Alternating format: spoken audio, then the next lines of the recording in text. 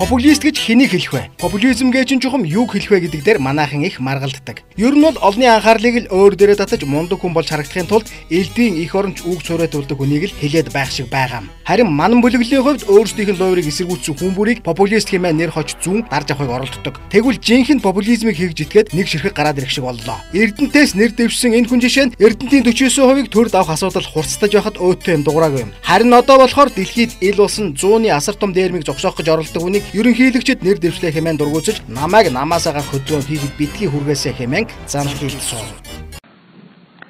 Миний хувьд өнөөдөр хүн намын нэр дэвшигч багч болгонд хэрэглэхдээ цаг 30 минутын өмнө танаа намын ерөнхий найрын бичгийн дарга Эрдэнэ чамын миний зүрхэнд хүртэл үг хэлсэн учраас би өдөө хүртэл дэвшгүй гэж хагаад сая дэвшгээр боллоо гэж ярьсан.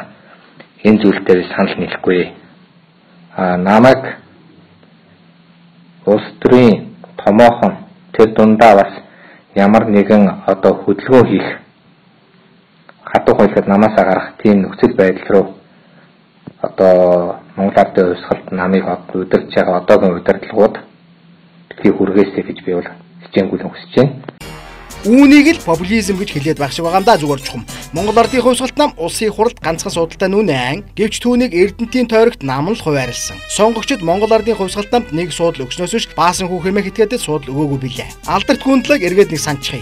Тэр үед мань гүндалаа ёстол цор ганцаараа ардчлалын туг болон дэрвэлж түүнийхээ төлөө шорон гянданд хүртэл орж байсан юм. Харин тийм байдалтай байхдаа хизээч намаасаа гарan шүү хэмээн занал хэлж бусдыгаа дарамталж байгаагүй бид мэднэ. Баасан хүү хэмээх жинэтгээд цаг үргэлж намдаа туниж айлган дарамталж ирлээ. Явж Монгол Ардын хувьсгалт нам бол би бол баасан хүү бол Монгол Ардын хувьсгалт нам хэмээн бодоод яваа болтой.